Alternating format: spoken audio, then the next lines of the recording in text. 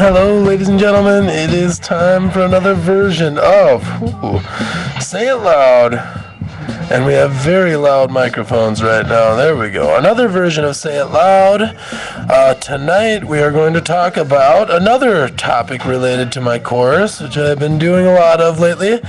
First, I'm going to start with my disclaimer. Welcome to Say It Loud. My name is John Terry. I'm the producer of the show. The things you will hear over the next 50 minutes represent the views of Say It Loud and the people making them. All opinions and quotations in no way represent River West Radio and are the sole responsibility of the producer, guests, and callers. River West Radio is not liable for any legal issues arising from the content of this program.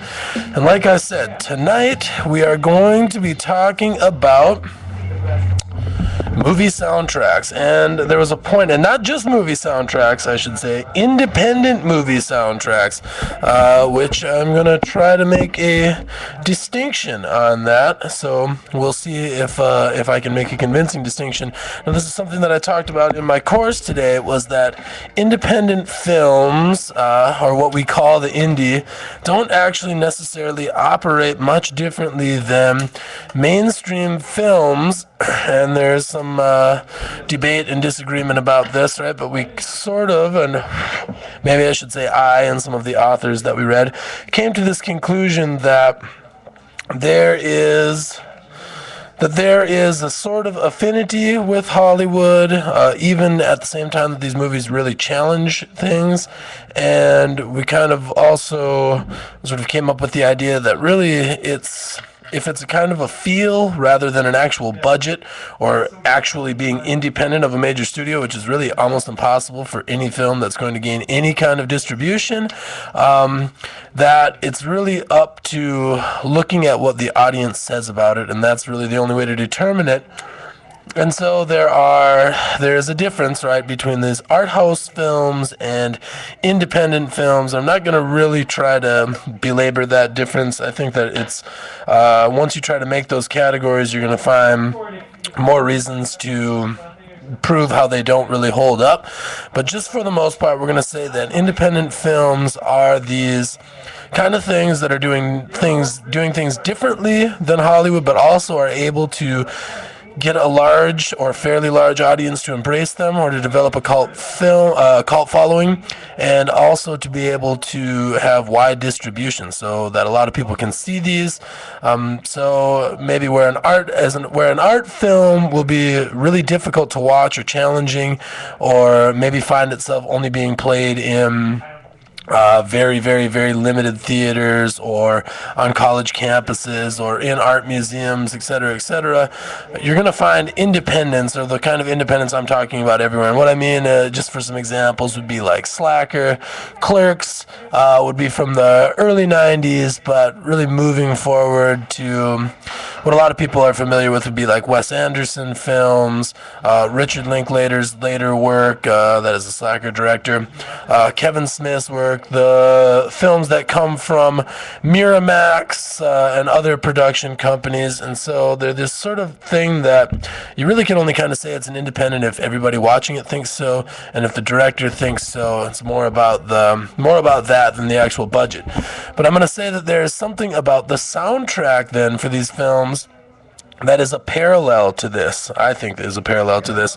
So the soundtrack for a mainstream film often, depending on the kind of film, and this really has a lot to do with genre. So if it's horror, you might find somebody has composed a soundtrack to this film. But for action, comedy, and drama to various varying degrees, a lot of the stuff is sort of like greatest hits or contemporary hits. And when I'm thinking of mainstream films that do this, one recently that sort of challenges that convention a little bit would be like Stranger Than Fiction, which is sort of a film that has a lot of characteristics in common with Independence. But a lot of mainstream films are actually going to have like mainstream music, and some of them are even blatantly tied in. So the single from the movie is tied in, and I can think of Last Action Hero and Alice in Chains song, and there are several films like that, and a couple of them that are going to be in that kind of territory that I'm going to talk about tonight. But I just want to sort of trace the development of a few of these, and I'm going to kind of try to be showing that there's not really a reluctance to embrace the same kind of things that mainstream films do, but there's also a sort of spirit and a kind of independent nature to these soundtracks even, and I'll get into that. And first I'm going to start with one of the legendary soundtracks from an early film. This is probably before independent meant what it means today. There has never really been a such thing as a film that could find any kind of distribution that is wholly independent, because a distributor is necessary and usually production costs are covered by somebody. But there were films that studios had created subsidiaries to make. One of them, an early one, a Dennis Hopper film, Easy Rider, very, very famous for its soundtrack. I'm going to play one of a great song off of that, and there's a few different things that I want to say about these songs. One of them, there are these kinds of types of songs, and some of them are songs that have been made specifically for the film, and some of these songs have been picked up out of obscurity, and some of these other songs have sort of gained in popularity and fame for whatever reason with their association with the film. But this song, this is The Pusher from Steppenwolf. It's just kind of these songs that become iconic, and some of them are actually become iconic because of the scene that they happen at during a movie, etc., etc., etc. But I want to play some music before I talk your ears off too much here. So here's The Pusher from Steppenwolf from the Easy Rider soundtrack, 1969. Fantastic tune.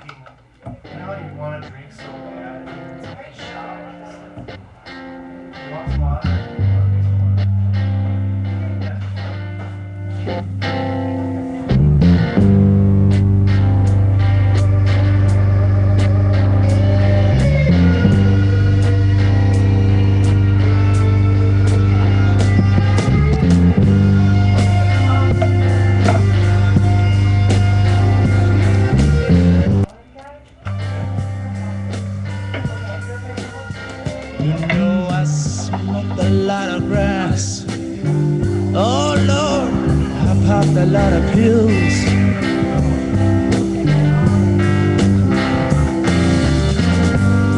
but I've never touched nothing that my spirit could kill. You know, I've seen a lot of people walking around with tombstones in their eyes.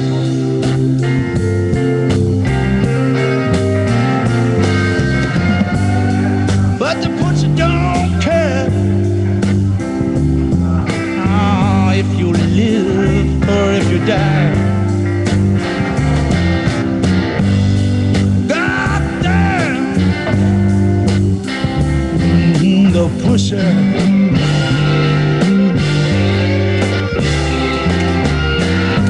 God damn, hey, I say the pusher.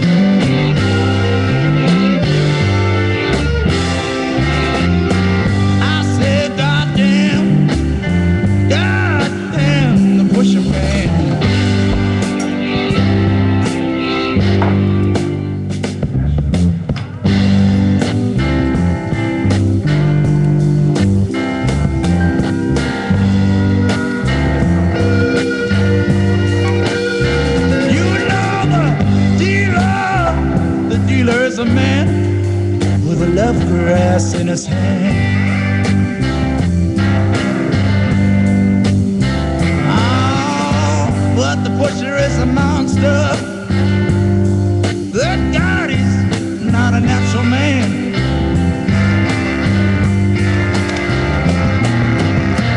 The dealer, oh nickel, ought to sell you lots of sweet dreams.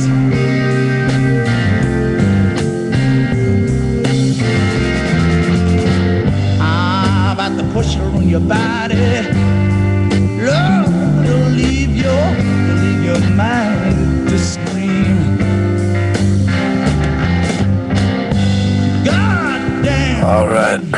that down. So there you have, early on, you get this kind of courting of mainstream musicians, but who are also, well, they're artists in their own right, but people who are usually associated sort of with the fringes of culture. So you're not going to find what you'd necessarily call pop artists engaging in the soundtrack world for independent cinema, but this is a work in progress and changes. We're just going to give us just a couple of early examples of really important songs.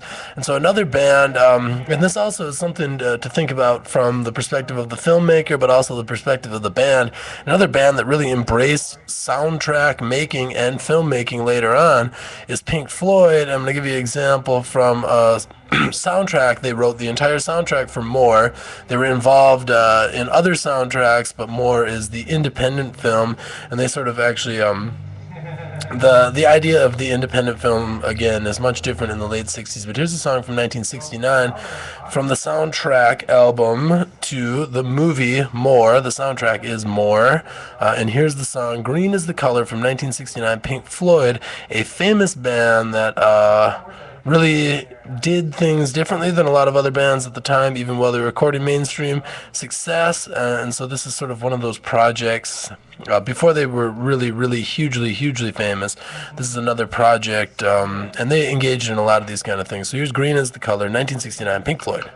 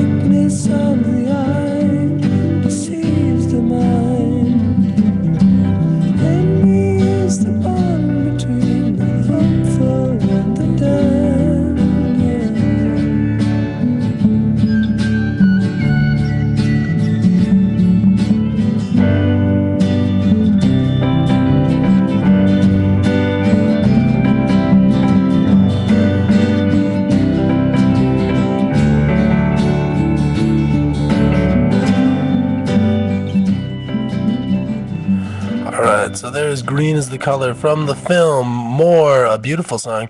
And but the last two songs that I played are both songs designed for a particular film, and people are familiar with Easy Rider, The Pusher Man about a drug dealer, and then Green is the Color is actually describing some of the action in a film. So there's a few different ways that this operates, and goes the same for mainstream films, I'd say too, but I think operates a little bit differently for independent films because there can be a greater connection between the artist and the filmmaker, the music artist and the filmmaker. And sometimes this is extremely explicit, and you actually find a lot of cameos.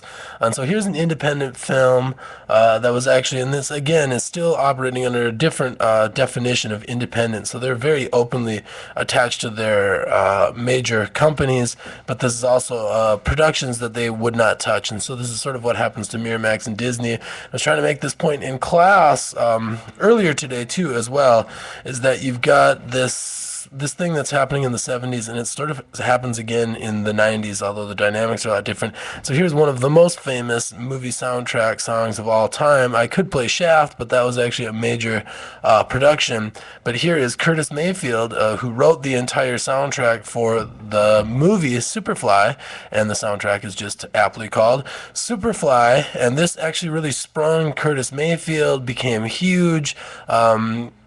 although the Shaft theme song made it to #1, a lot of songs off of Superfly became these really legendary songs. And this is, beyond the other two songs, this is actually penned very, very specifically, and this happens for several of the films that we're going to talk about, and there's varying degrees of this, but this is penned exactly describing the character. So I'm going to play the classic title track that describes Superfly himself, the main character of the film, and this is Curtis Mayfield, an excellent tune, and a film that would be, at that time, be considered independent, just in that the major production company really disassociated itself from it, low budget, and if we're going to say that there's an independent spirit or aesthetic more that characterizes the independentness of it more than the actual budget or the actual distribution and release, this film certainly qualifies. Here is the legendary song Superfly, Curtis Mayfield. And he has so many good songs on this album. I strongly recommend it. But we're going to go Superfly, the title track, because it so perfectly describes the character, something that is a very great aspect of this soundtrack album. So 1972, Curtis Mayfield, who also actually is a guest star in the film and plays another great song that I decided not to play tonight, Pusher Man, during an iconic scene in the film. So he actually stars in the movie, or does a cameo in the movie, you'd say. But here's Superfly from 1972.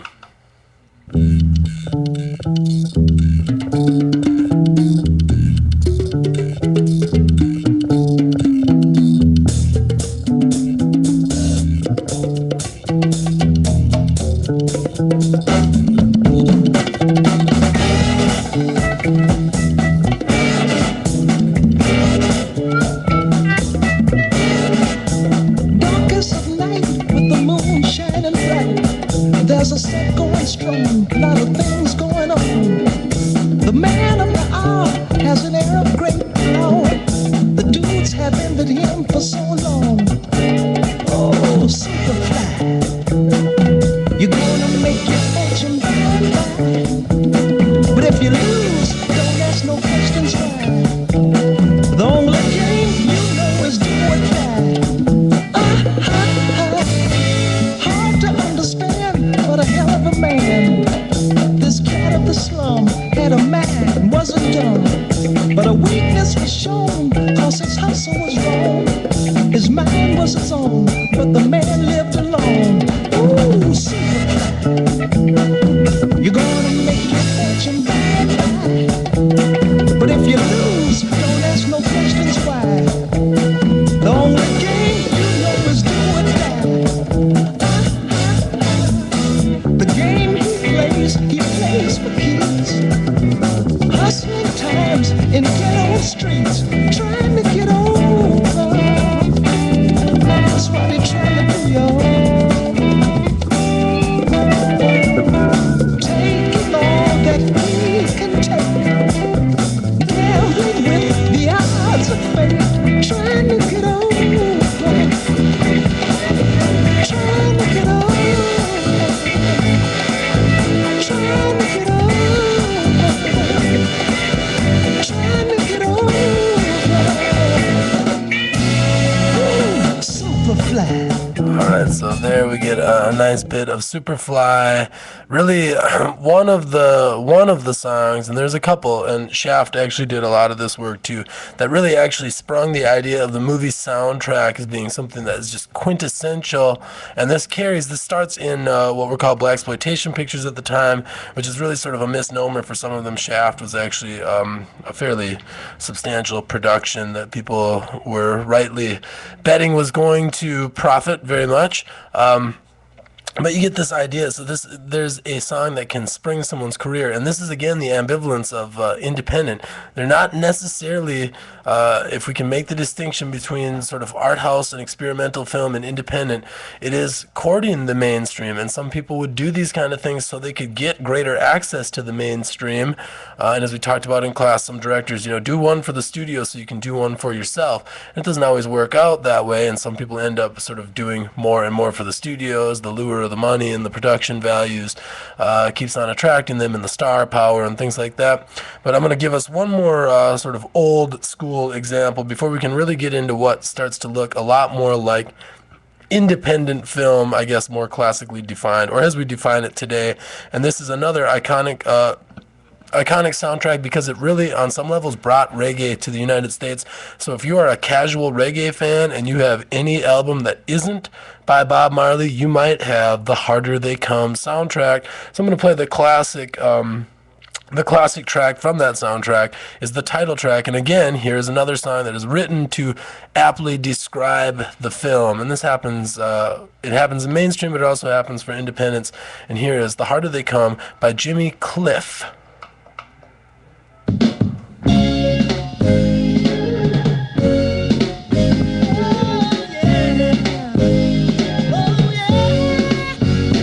Will they tell me of a pie up in the sky, waiting for me when I die? But between the day you're born and when you die, they never seem to hear even your cry. So as sure as the sun will shine, I'm gonna get my share now. What's mine? And then the harder they come, the harder they'll fall, one and all. All right, I'm just going to give us a very quick sample of that one. It's an excellent song, but I want to move us forward because I kind of want to get to more of the subject matter that we're talking about in our class, and I think that really actually captures what we mean when we say independent today. So I'm going to make a big jump. That's 1972, and now I'm bypassing a lot of the filmmakers that we talked about in class today, a lot of folks from around the world and in the United States in the 70s who really take this idea of like independent production and turn it into quite an aesthetic. So it's more of bringing in the auteur, and we talked about that in class, bringing this idea to the independent. And so you've got these films that are basically just sort of independent because they're low budget and big time production companies will give them money but don't want to attach their name to them. Now we're going to get transitioning to the point where these films start to stand alone, and that there are production companies that actually do want to attach themselves to these because they're low budget films, and they're finding out that if they can profit off of them, and not that this necessarily drives the industry, but again, we're talking about something that's really very ambivalent between the mainstream and the independent. They're always courting this kind of success. It's very difficult and expensive to make a film. And so these are folks who are trying to sort of avoid the cliches and the traps of Hollywood, but then still having to deal with the reality as filmmakers to try to get some money to do what they want to do and tell the stories that they want to tell. And for some of those filmmakers, they're going to end up compromising or having to sort of make deals with studios to do this. But I'm going to jump forward to one of my favorite films of the 1980s, Repo Man. And now here is songs. So all the songs that I played so far are actually written and designed for the particular film. And now we're going to get something, there's a lot of different ways that you can think about this. And so the filmmaker is sort of choosing the film that very perfectly choosing the song that very perfectly encapsulates their particular film. And so you'll see this a lot. And this is really I think it's different than maybe sort of a blockbuster action film that'll just take the latest heavy rock song and play that behind an action scene or whatever, basically doing these sort of tie-ins. But a lot of these films take a very obscure thing, so it's not like a tie-in, and if it is, it's really the people who are in on it. And Quentin Tarantino kind of does this with, I wouldn't call a lot of the songs that he plays very obscure, but he does that, digs up sort of different kind of backtracks and B-sides and stuff like that from known bands and brings them in. So here is Suicidal Tendencies doing their song Institutionalized, and I'll just play a chorus of it. And this is in the song Repo Man. So this is a song that is not necessarily written for the film, but it is also, and one of the members of Suicidal Tendencies is actually guest stars in the film, another cameo. This is a very low budget but awesome science fiction film from the 80s that was very much about the sort of punk rock aesthetic. And again, this is 1984. It's really basically a bunch of punks who are starring in it and putting on this film. Emilio Estevez is the main star, and this is certainly before he's a star. Not that he didn't carry connections, of course, to his legendary father in the business, but so we're moving into a completely different territory and jumping ahead 12 years. So we're in 1984 here, institutionalized from suicidal tendencies from the film Repo Man.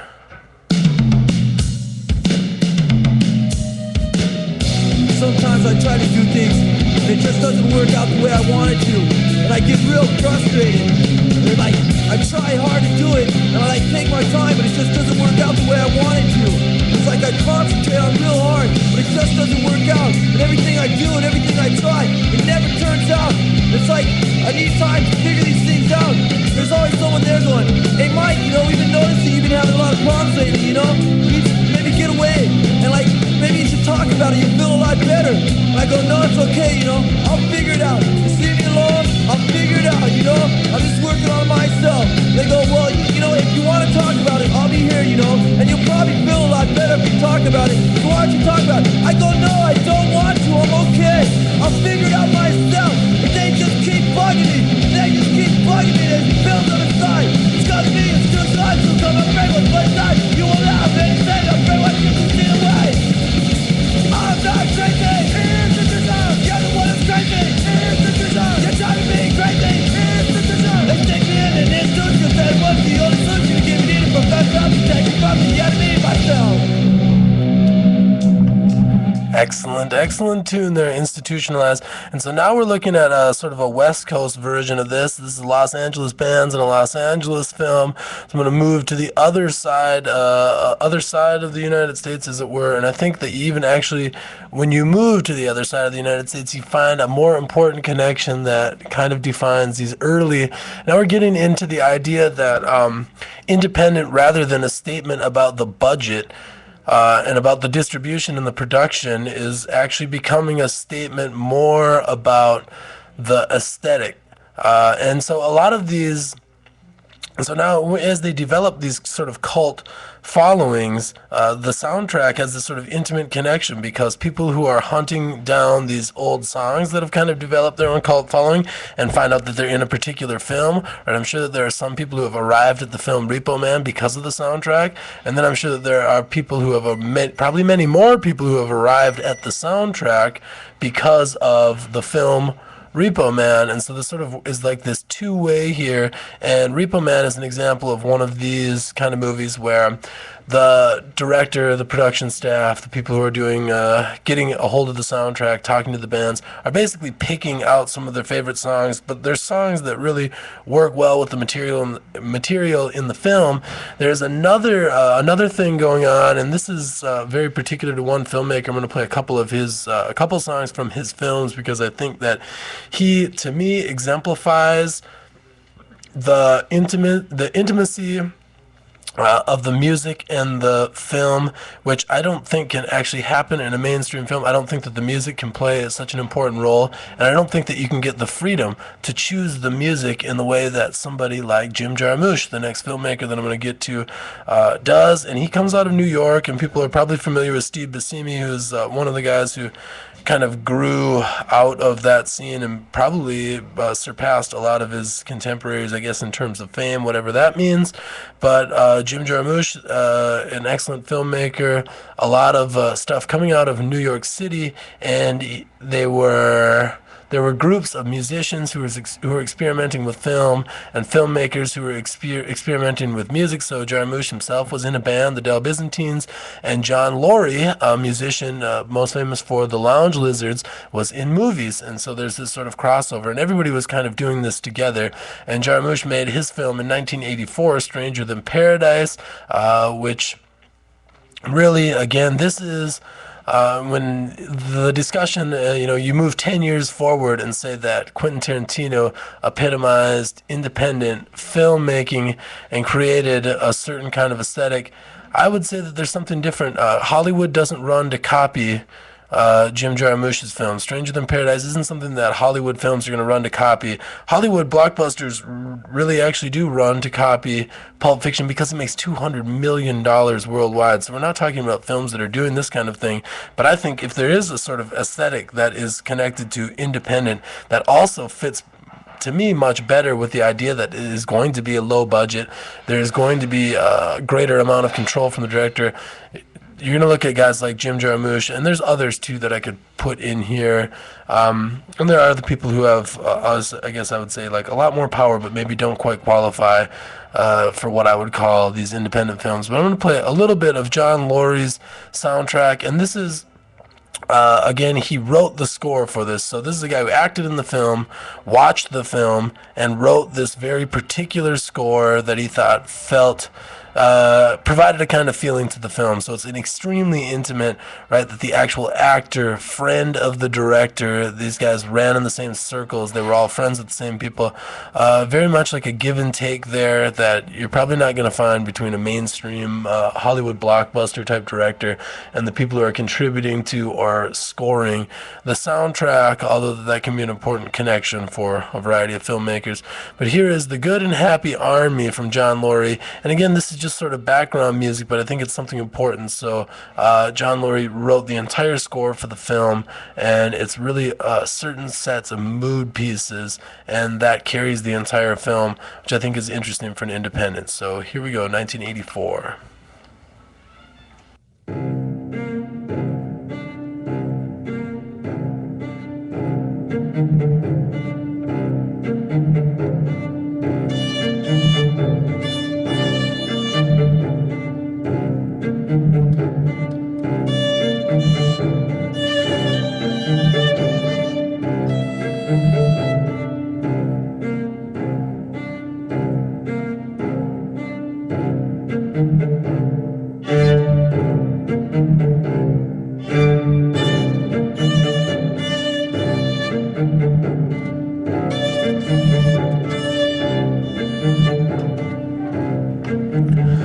Alright, so there you're going to get an idea, and I just kind of wanted to throw this sample in there, right? And this is always something that's very interesting about even really, really iconic soundtracks, like sort of Psycho, and I guess you can make arguments for tons and tons of other ones, really sound sort of strange maybe on their own, and you might not even realize it. So if you listen to them in a different context, right, when you turn the film off and listen to them, there's such a different feel to them, and they really have this much different appeal.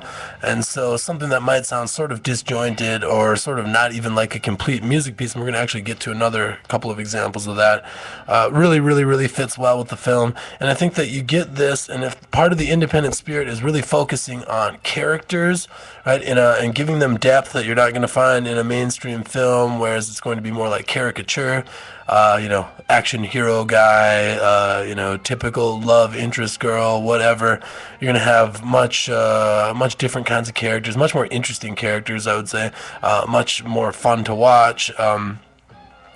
But you're going to also get that kind of a thing with the music. Like, it's going to be much more intense, much more personal, much more fitting to the film. So even the songs that they select. So again, it's this difference, courting the mainstream, but also sort of rejecting it. And just like the independent film, these songs are sort of doing the same thing.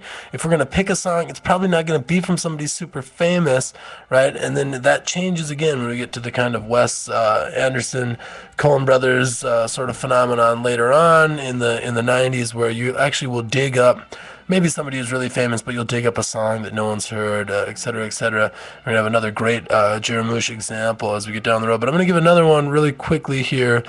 So then we're going to move just straight ahead to Down by Law. And this is from 1986, the film from 1986, and the song actually from 1986, 1985. Tango Till They're Sore, Tom Waits, Rain Dog, and this is really just an interesting selection. So here's not somebody who's going to have mass appeal, not to say that Tom Waits didn't create his own kind of audience, but someone who's not going to have mass appeal. So this isn't like going out and trying to get a band of the day kind of a song, right? So in the 80s, it's not like going and getting like a Michael Jackson song and putting it in your soundtrack. It's something much different than that, or like a Madonna, or whatever the pop sound of the time is. It's something very, it's sort of like if it's this movie is anti-mainstream on some level, even though it's courting it and still, and Down by Law is a fairly straightforward, typical narrative type film, and these songs are, a lot of them are fairly typical, but here's Tom Waits. Let me show you what I'm talking about. So, but a disjointed, kind of different kind of tune. So here it is. Tom Waits, Tango Till They're Sore.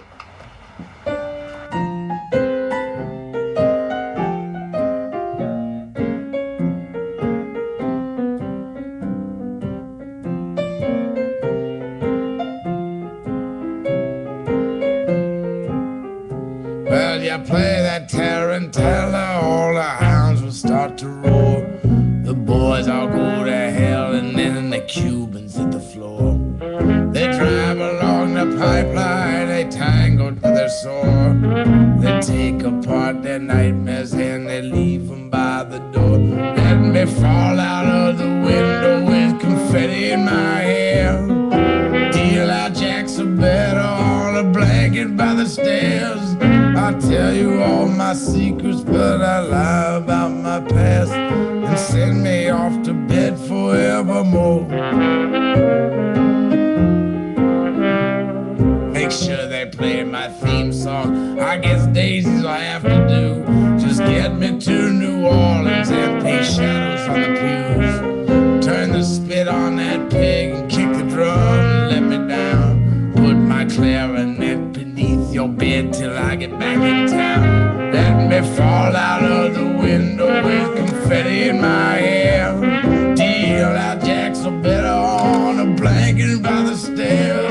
I tell you all my secrets, but I lie about my past. So send me off to bed forevermore. Just make sure she's all in calico and the color of a doll. And I'm going to bring us back to the program here just to get to some later stuff. And so now I'm going to take another shorter jump this time up to the 90s and really bypassing some different kind of films. So you could look at other films that are doing this same kind of thing. Another great one is River's Edge. There's actually a lot of Slayer songs in it. And so you've got that slightly sort of, definitely not courting mainstream, but really attaching yourself to a certain something, and a lot of that has to do with sort of the mood of the film. But again, they go to these more obscure kinds of bands. So unlike a mainstream film that is going to try to find some kind of crossover, I want to say, not that all films do this, but many mainstreams looking for a sort of crossover appeal, or potential at least for that the song and the film can be tied together. It can be popular, it can be current. A lot of these are totally not about being current, and so even in the mainstream, when they're not current, it's usually taking some kind of a classic track, but this is much more about taking very underground kind of bands. And so one of my favorite is from Richard Linklater's Slacker. We watched a little bit of that in class today. It just is such an awesome movie. I think everybody should watch it twice. Here's a great song, Butthole Surfers. And that film, not only filmed in Austin, Texas, relies on all sorts of Texas musicians. So we've got a different kind of phenomenon here. You've got John Laurie, Tom Waits, New York guys who are playing with a New York filmmaker.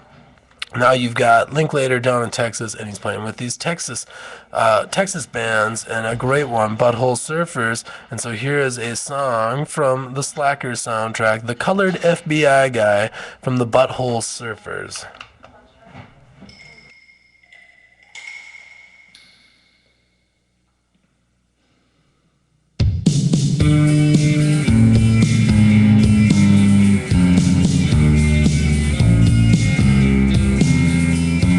I don't know just how it started. We got covered up of the sky high. His body and his mind have parted. You can see it happen in his eyes. I don't know just what they're for.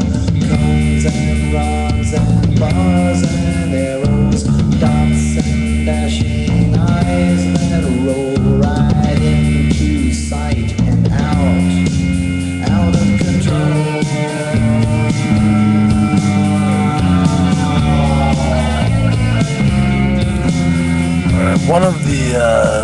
One of the bands that's sort of an iconic 80s band, and yet somehow also a band that I would say is fairly obscure by today's standards, and really they end up having like a sort of accidental hit in the 90s and get their album out, but they were around for so long and really doing excellent stuff. And I think that something about this sort of kind of like weird band, I guess to say a word that maybe doesn't make much sense, for a sort of weird movie. But it's all about being local, and it's all about sort of connections to the filmmaker, and the sort of the filmmaker trying to capture something, right? So it's like a New York sound. Well, here is a Austin, Texas sound. Now I'm going to play another type of song. I guess you could call this a type. Daniel Johnston, who some people might know, he's contributed to actually a bunch of independent film soundtracks, and sort of kind of somewhat obscure, quasi-famous, but still very obscure performer who is doing something different here, taking a song and covering it, but just the mere way that he covers it, and I'm going to get back to this again with the next songs, the way that he covers the song fits the film. So it's a cover that is designed for a particular film, and if anybody has seen the film Kids, one of the characters, Casper, and a lot of unsavory, I guess, characters. It's a great film, but a lot of the characters are sort of tough to empathize with, and especially Casper. So here is Casper the Friendly Ghost, and this is the theme song from Casper the Friendly Ghost, but sang in just such a way that it perfectly fits the film and the environment. So I guess there's no really other way to describe this other than, this guy was brought in to do this kind of cover in only this kind of weird way that he can, and it really becomes perfect for the film. So here's Casper the Friendly Ghost. Now we've moved, we're going 91 for Slacker, now we're going to move up to 94, 95 for Kids. And here's Casper the Friendly Ghost, Daniel Johnston's version. The coyote goes.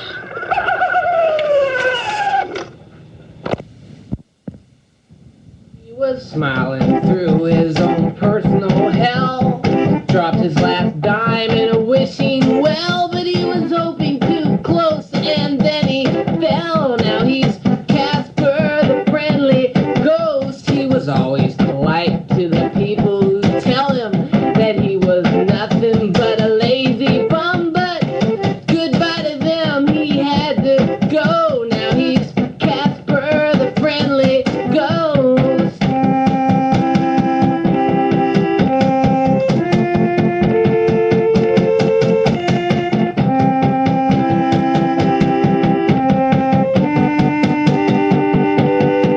Nobody treated him nice while he was alive. You can't buy no respect like the librarian said, but everybody respects the dead. They love the friendly ghost.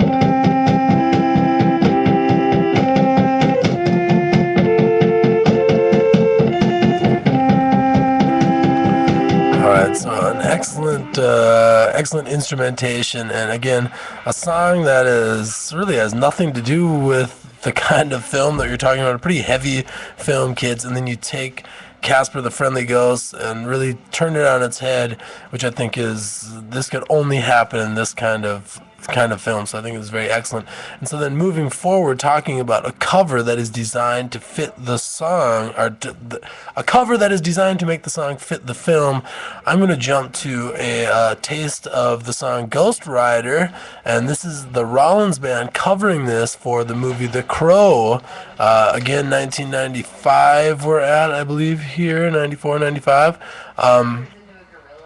1995 for The Crow, and this is really a quasi-independent, so you've already got to this point. Now this is post-Pulp Fiction, and really I think that actually I sort of think that Pulp Fiction soundtrack is a little bit hokey. I think that a lot of Tarantino stuff is designed to be like that, sort of his inside jokes, but I guess if you get the joke, it's really not maybe as cool or surprising. So I think there's other people doing different things. So for the soundtrack, The Crow, there are several different covers, actually, and a fantastic one of Joy Division. For everyone in my class knows how much of a Joy Division fan I am. It's sort of surprising that I'm not playing this cover, so it's up to you if you want to find out the original version of Ghost Rider, and this is both of them are about the comic book hero Ghost Rider. The original version is by a band called Suicide, and I believe that they did their original version in 1980. Here's the Rollins Band updating it to make it fit this film again perfectly, a cover that fits the film perfectly. Ghost Rider from the Rollins Band.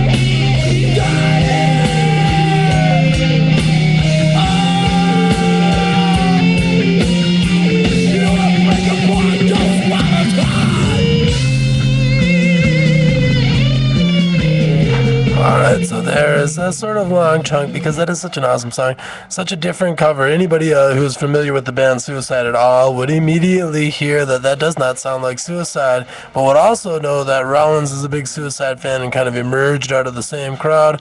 So very interesting to take a song and just completely redo it again. And this is just like sort of what Johnston does to Casper the Friendly Ghost. Take a song that in this case I guess not iconic, but take a song and completely redo it, but redo it in a way that really connects it perfectly to the film. And so now there's that sort of thing. And then now what's happening is we move a little bit farther forward in the 90s. The indie thing, whatever you want to call it, is caught on, right? And so in class we didn't really get much time to talk about this, but I would argue that there's a really cool and vibrant indie scene that went on, and I'm very much in agreement that Pulp Fiction is something that actually killed indie films rather than helped them out, even though it did get a lot of people who would have never been able to get some money to put on films or to make films and actually distribute them. So there is something different happening. So Trainspotting is a film that I'm going to say put in this sort of category, and this is Really, Ewan McGregor is not a star at this time. It's definitely not stars. It's foreign. All the films that I've played so far are American films. It's foreign, but it takes, here's taking from somebody who's been in so many countless soundtracks, sort of attaching yourself to the cool. So whereas I think some of the earlier films, especially the 80s ones, really in 1984 when Repo Man takes thrash type hardcore punk songs and puts them into their movie, it's hard for us to understand what that means now, 30 years later almost. In 1984, the punk stuff wasn't cool. There was not even it had not even solidified. There was no such thing really that we could talk about like hardcore punk in the way that we talk about it right now. Right? So they're really taking something that no one cared about at all. Now it's much, much different when you get into the 90s. These things have sort of created their own cult audiences, so now you can draw from them. So now all of a sudden Lou Reed is the godfather of punk rock, and really to have a film like Trainspotting that has several other iconic punk songs. So you got Iggy Pop all over the soundtrack, right? But this only could happen in the mid 90s. This wouldn't have made any sense in the mid 80s because no one would have cared. So now you've got this film that is totally courting the mainstream in its style, and it's still an excellent film. I love the film, Trainspotting, but here is one of the songs from that soundtrack. And again, this is now back to the sort of picking and choosing, but now they're really picking things that have become something more important. To pick Iggy Pop, to pick Lou Reed, it means something so much different. So now they're really courting a bigger audience by doing this, or they're attaching themselves to something so much bigger. So here is Lou Reed's song that is featured in an excellent scene in Trainspotting, 1996, Perfect Day.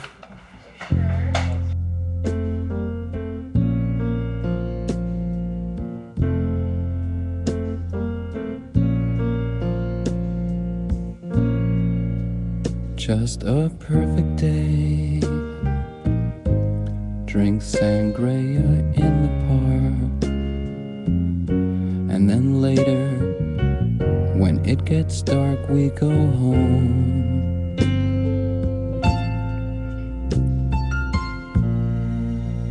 Just a perfect day. Feed animals in the zoo. Then later, a movie too, and then home.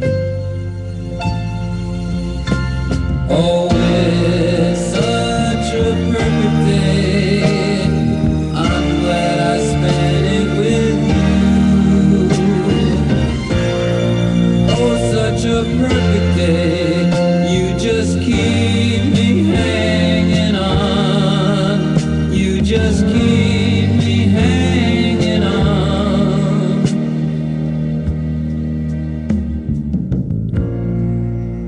Just a perfect day.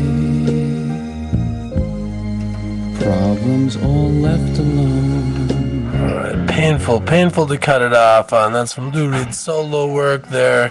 But we're getting so close to the end of the show, so I'm going to finish off with, we're going to go full circle back to Jarmusch when we get back into the 90s. So we last left him in 1986, and now we're going to bring this up to 1996. So we're jumping up 10 years to this different soundtrack now.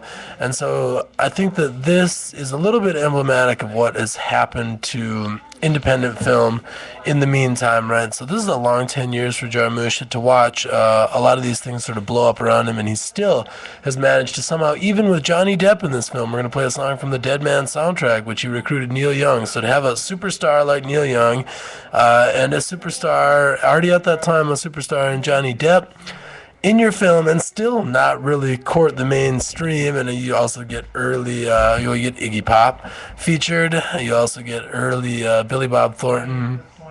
All sorts of different things going on in such an excellent film. But I'm going to wrap up and say my goodbyes and leave us with Neil Young. And now this is going back to his roots with John Laurie. Stranger Than Paradise, his first film, is sort of mood music. Now he's recruited what seems like sort of a hired gun, and Neil Young definitely had a resurgence in the 90s because he got this sort of cachet as the grandfather of, well, maybe I should say grandfather is taking a shot at his age, I guess, of grunge because of his playing style and his attitude and actually the physical sound of his guitar. So I'm going to end with a song from Dead Man, from Neil Young, and if anybody's seen the soundtrack, it's excellent. It's just guitar solo number 1, 2, 3, 4, and 5 with dialogue mixed in, and really I think a fine example of his film. So I guess if there's a lesson, you see that some of these films, by the time that you get past Pulp Fiction, the sort of courting the mainstream, and a lot of the readings that we were doing this week are sort of saying it's okay that it's courting the mainstream because it's all about an attitude. I think that there were a lot of films before that weren't really courting the mainstream, but contributed to this kind of stuff. And so it's my opinion that it's sort of unfortunate that one film ends up making hundreds of millions of dollars and really changing the game for everybody else who had already been around for a long time, making really interesting things. And then so those really interesting things start to get embraced by Hollywood. But the beauty is that Hollywood can't embrace a lot of these things, and there's still experimental film, and there's still art house cinema. And so even though some of these elements can be embraced, and you can sort of cuteify Wes Anderson and incorporate that into Hollywood films, you can take Quentin Tarantino's ideas and turn them into elements of blockbuster film, right? Everybody starts playing with narrative. Everybody starts trying to have these really ultra hip kind of characters. Well, there's still somebody who will come in and have a movie like Dead Man 2 years later that really has nothing to do with that and is doing the same thing that Jarmusch had always done. And is really excellent film, this sort of strange dark comedy. And you've got these kind of in-betweens like Trainspotting that are handling pretty intense subject matter, but really at the end, what happens? You know, the hero who has been the hero all along makes it, and he gets out, and he cleans up, and he goes and gets a job, and everything is okay. So I guess if there's any sort of lesson to be learned, it's that independent cinema, courting mainstream at all times, but still rejecting a lot of it, that is something that changes. The music changes along with it. The purposes of the soundtrack change along with it. The way that the director or the production team approaches the soundtrack changes along with it. So thank you for tuning in. Have a happy Thanksgiving. Again, all of these things are my views. I'm responsible. And please do come down to the West Film Video. It's the coolest store in Milwaukee. So many of the films that we talked about today are here, and you can rent them for 95 cents. Or even better, for about $12 to $13 you get your monthly pass here. Better than Netflix. Come on down. Get your films. Bring them home one at a time. Please do that. Because this is a really awesome story. And I can probably make a list of about 150 different videos, films, and otherwise that I mentioned in class that are available here. So please take advantage of this resource in your hometown, just over here in the middle of Center Street in River West. Thanks for tuning in. Here's Neil Young to take us home with a nice guitar solo number 3 from the film Dead Man. Happy Thanksgiving. But I know that